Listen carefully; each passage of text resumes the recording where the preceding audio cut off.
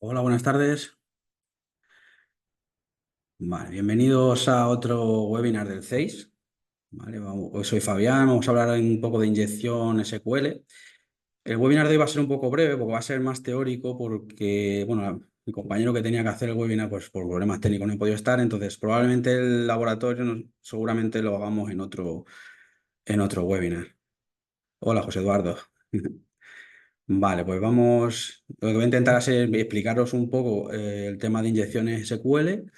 Y nada, va a ser sobre todo teórico, digo, porque en la parte laboratorio, pues yo he podido estar visionando un poco el webinar que preparó mi compañero y bueno, más o menos puedo explicar un poco como la parte teórica, pero la práctica, ya digo, no lo tenemos aquí por problemas técnicos, entonces probablemente lo dejemos para uno posterior, ¿vale? Pues bueno, pues vamos a empezar. Vamos allá. Mira, aquí he puesto un índice, ¿vale? De lo que es una inyección, vamos a hablar un poquito de lo que es una introducción a las inyecciones SQL, cómo funcionan las inyecciones SQL, ¿vale? Cómo se ejecutan, las consecuencias que tienen, cómo se pueden prevenir, ¿vale? Y bueno, una conclusión con unas recomendaciones a seguir a la hora de, bueno, para evitar este tipo de inyección, ¿vale? Vamos a empezar con, bueno, hablando qué es una inyección. Realmente una inyección SQL, en el webinar anterior hablamos, o hice yo mismo una introducción de lo que es el código SQL. Como sabéis, el código SQL se utiliza sobre todo bueno, es para manejar bases de datos de tipo relacional, entonces puedes hacer consultas, inserciones, modificaciones, básicamente lo que quieras con una base de datos de ese tipo.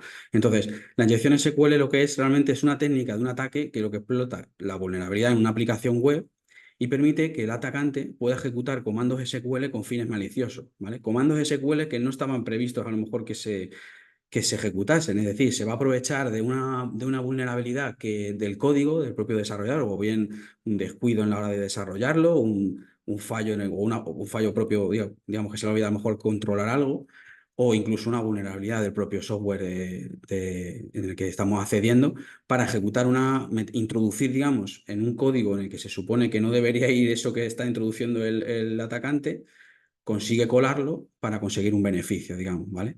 Normalmente, bueno, pues ya lo veremos luego, pero puede causar bastantes daños, ¿vale? ¿Qué tipo de inyecciones hay? Aquí he puesto que inyecciones clásicas, que es, como lo que digo, insertar un código malicioso lo echa directamente en la propia consulta, en un formulario de login, no sé, incluso en el típico formulario de contacta con nosotros. He visto, o sea, pueden producir inyecciones de SQL, si en los propios comentarios o en los propios campos de ese código no se validan bien los datos, ¿vale? Entonces, simplemente insertar dentro de ese código algo, una parte de código SQL para conseguir lo que tú quieres, vamos, los fines, lo que necesites.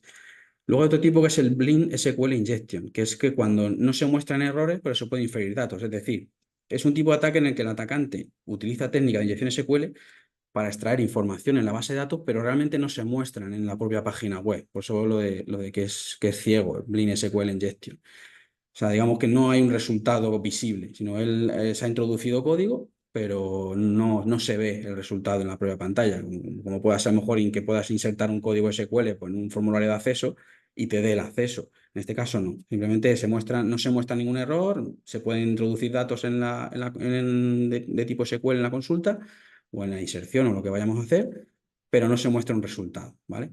Y luego está la inyección basada en tiempo, que realmente permite al atacante determinar si hay vulnerabilidades en el propio código, basándose en el tiempo de respuesta de la aplicación web en este caso. O sea, él introduce un código con una función, creo que la función es sleep, si no mal no recuerdo. Y dependiendo del tiempo de respuesta del sistema, pues sabe qué vulnerabilidad, perdón, hay en el propio sistema y para luego posteriormente hacer otro tipo de acciones. ¿Vale? ¿Cómo funciona una inyección SQL?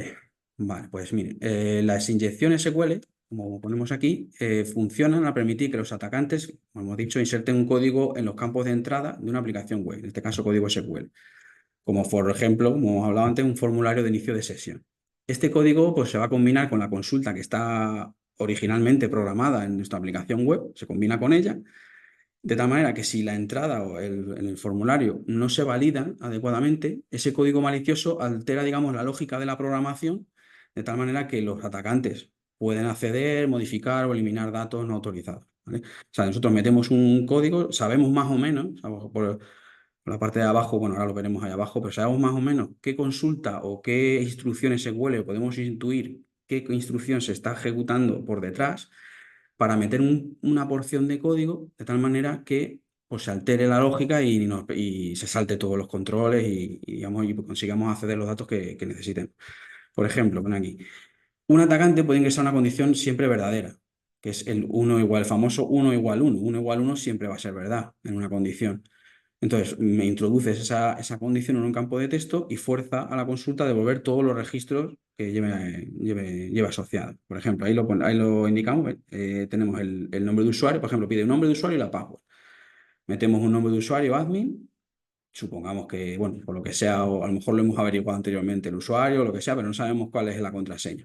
Y en el campo contraseña podemos poner cualquier cosa, las comillas, porque sabemos que en esa consulta el campo, bueno, lo vemos ahí abajo también. Ponemos comillas o la condición 1 igual 1 y los dos guiones. Los dos guiones lo que hacen es escapar el carácter que viene a continuación. Lo escaparlo es que decir que lo invalida, como si lo comentase en código. Entonces, si nosotros hacemos una consulta, elegir seller asterisco, o sea, elegimos todos los campos de usuarios, from users, donde el nombre de usuario es igual a admin, entre comillas, bueno, suele ir entre comillas o entre comillas simple, y la password es igual, podemos poner lo que queramos o dejarlo en blanco, pero luego además le añadimos que 1 sea igual 1, ¿vale? O 1 igual 1, escapamos la última comilla, que es la que iría, esta comilla de aquí, a ver si se ve el ratón, supongo que sí que se ve. Esta comilla de aquí realmente sería esta. Entonces, esto lo que hace, estos dos guiones, es que esta comilla deje de existir. Así, digamos, la instrucción acabaría aquí. De tal manera que nos saltamos, digamos, ese último. Pues si esta comilla estuviera aquí nos daría error, porque fallaría la consulta. Entonces, con estos dos guiones lo que hacemos es comentar esta comilla, desaparece de la consulta, y entonces lo que nos va a dar es si el usuario es admin y la contraseña da igual, o que lo que dice es que o se cumpla que 1 es igual a 1, pues tendríamos acceso al sistema si existiera un usuario que se llamara admin. Da igual la contraseña que ponga, porque la condición nos va a permitir entrar. O sea, nos va a dar igual. O sea, bueno, también admin o contraseña. Con el OR 1 igual 1 ya se va a cumplir la condición de tal manera que nos va a permitir acceder al sistema y como si fuéramos el admin.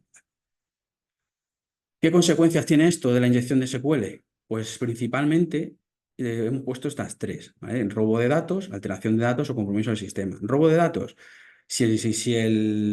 Imaginemos que el usuario administrador hemos conseguido acceder usando ese truco, que bueno, la verdad es que es muy sencillo y casi todo el mundo ya se lo conoce y se pone los medios, pero imaginemos que por un descuido la persona que ha desarrollado esa página web, esa aplicación web, no la ha tenido en cuenta y permite el acceso de esa manera. Entonces, hemos accedido como usuario administrador y el atacante pues puede tener acceso a todos los datos, a toda la información, pues, información confidencial, lo que quiera. Puede consultar lo que necesite de esa base de datos. Incluso se lo puede llevar, es decir, puedo hacer una copia, como tengo permiso de administrador o de usuario, vamos, con todos los privilegios, pues me llevo todo el contenido y ya con él hago lo que estime conveniente. Lo vendo, me lo quedo para mí, lo que sea. Alteración de datos. En alteración de datos, a ver, igualmente que podemos ver los datos, los podemos modificar, porque se puede modificar o eliminar datos importantes. Puedes encriptarlos, el típico ataque de ransomware que te encriptan la base de datos, te piden un rescate y o pagas o te quedas con los datos encriptados, que por eso la semana pasada hablábamos de lo de las copias de seguridad, que bueno, en este caso recuperaría los datos, pero claro, los tendría otra persona en su poder y podría hacer con ellos lo que quisiera, que bueno, que ya sabemos cómo funciona esto. O eliminar datos también. Nos borra la base de datos. Imaginemos que tenemos una base de datos de clientes o de usuarios o de, yo qué sé, cualquier tipo, o de contabilidad, aunque sea una base de datos con contabilidad de la empresa, con facturación, pues nos lo puede eliminar. Esos datos importantes o hacer con ellos, ya digo, lo que quiera.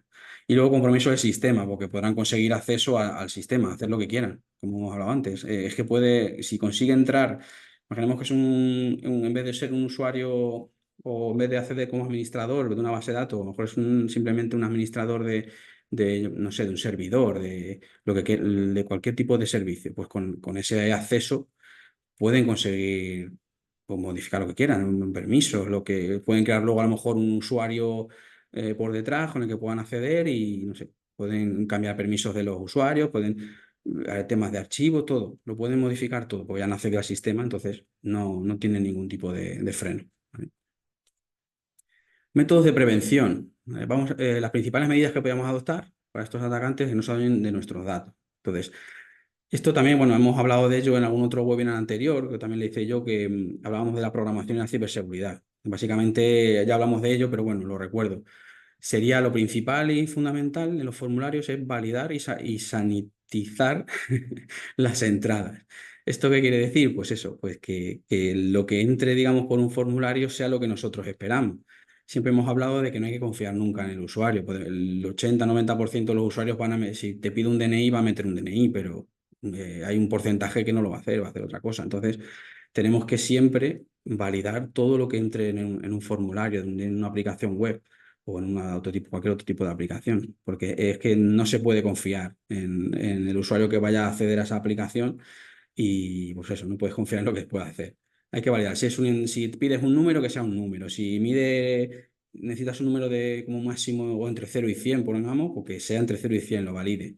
Si es una cadena de caracteres, pues que están los patrones para que te metan lo que tú quieres. Por ejemplo, un DNI. Un DNI sabe que tiene 8 números y una letra. O bueno, hay otros, los NIEs no, pero bueno, un DNI normal, pues introduces un patrón para que lo que entre en ese campo sean 8 números y una letra. Todo, digamos, validarlo. Incluso hay funciones dentro de los propios lenguajes de programación que revisan la entrada que introduces para evitar que haya sentencias dentro de sentencias SQL o script de JavaScript, por ejemplo. Entonces hay que validar siempre todo lo que se introduzca en un formulario. ¿Vale? Luego, el uso de consultas preparadas. Esto también hemos hablado de ello en otro webinar y son los prepare statement, o consultas parametrizadas. ¿Esto qué significa? Me voy para atrás en una diapositiva donde estaba la select, ¿vale?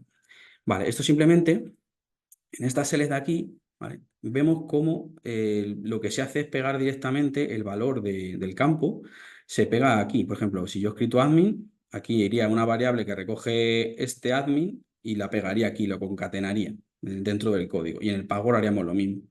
Entonces, lo que se hace con lo de las sentencias preparadas es, en lugar de que aparezca esto o la variable, bueno, aquí saldría una variable realmente, concatenaríamos una variable, se pone una interrogación, sale una interrogación, además casi todos los lenguajes, por lo menos los que yo conozco, suele ser una interrogación, y en el password pondríamos también una interrogación, esto iría dentro de una función, ¿vale? Entre paréntesis, luego después, en otra instrucción que le pasaríamos a nombrar, digamos, qué es cada interrogación.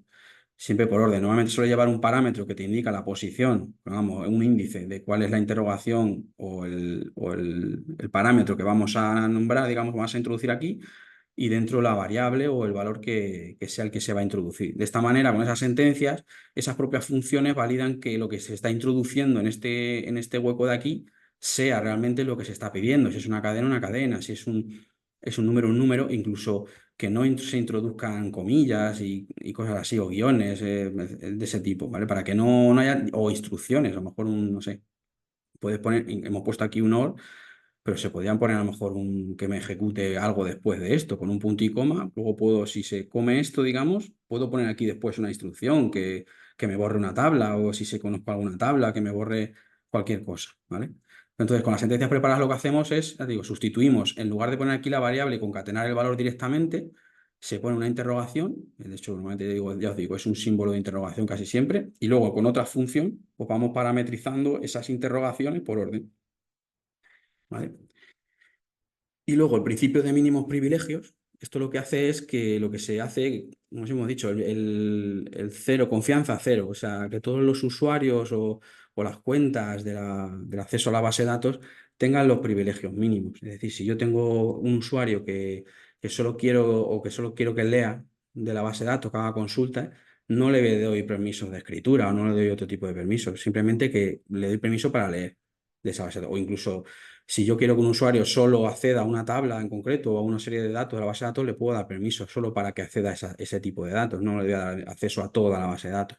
Digamos, sería una de las opciones, ya digo, el de confianza cero y dar los permisos mínimos a los usuarios para que no se produzcan este tipo de errores o de ataques. ¿Vale? Vale, ya llegamos al final, las conclusiones y recomendaciones, ¿vale? En principio, bueno, la prevención de inyecciones SQL es crítica para la seguridad de las aplicaciones web. Es importante controlarlo todo.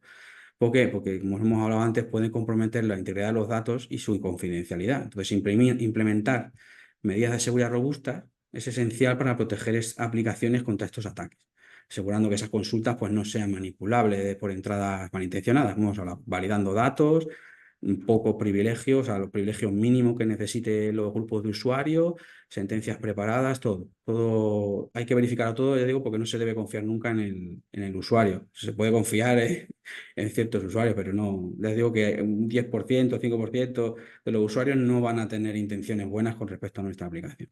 ¿Qué recomendaciones damos? Pues para mantener la seguridad en alto nivel es fundamental formar continuamente en ciberseguridad a los desarrolladores y administradores de sistemas, ¿vale? Porque realmente un desarrollador tiene que saber o ponerse, digamos, en la piel o saber qué es lo que le pueden hacer a su aplicación y a los administradores de sistemas igual.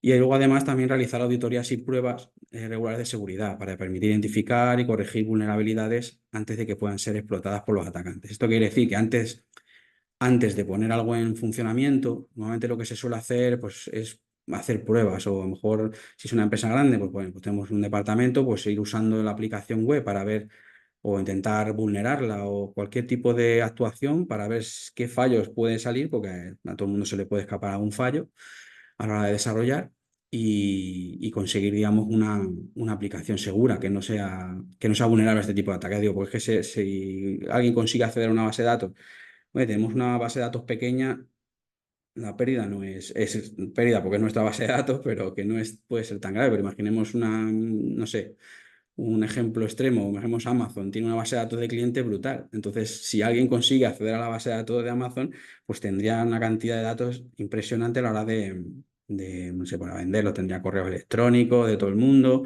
información de dónde viven, de lo que suelen comprar, todo, digamos, para la hora de vender esa información a otras empresas, pues sería algo muy goloso. ¿Vale? Pues nada, pues en principio está, como os decía, está la parte teórica que hemos podido realizar sobre inyección SQL. No sé si en futuros webinars haremos algún ejemplo práctico, digo, cuando mi compañero a lo mejor pueda realizarla. Digo, hemos tenido algún problema técnico con él y no se ha podido conectar hoy. Entonces, supongo que en un futuro pues haremos la parte práctica. Yo os he hecho la parte teórica, más o menos, y nada, y si tenéis alguna pregunta, pues podemos intentar responderla. Me espero un poquito. Ya digo, inyección SQL es un ataque muy, muy común y si no tienes cuidado, pues puede provocar grandes, grandes daños a una empresa grande, sobre todo a empresas grandes. Empresas pequeñas, bueno, lo que os decía, que son nuestros datos y nos fastidiaría, pero una empresa grande que tiene miles y miles de gigas de datos y de información, pues puede hacer un destrozo grande.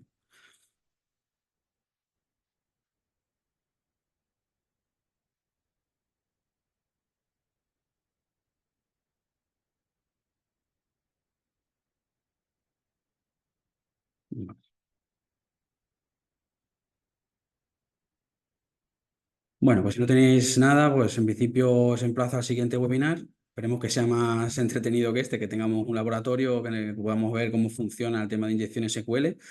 Y nada, y espero que haya servido de algo esta charla que os he dado. ¿De acuerdo? Pues nada, pues muchas gracias por estar ahí y nada, y buenas tardes.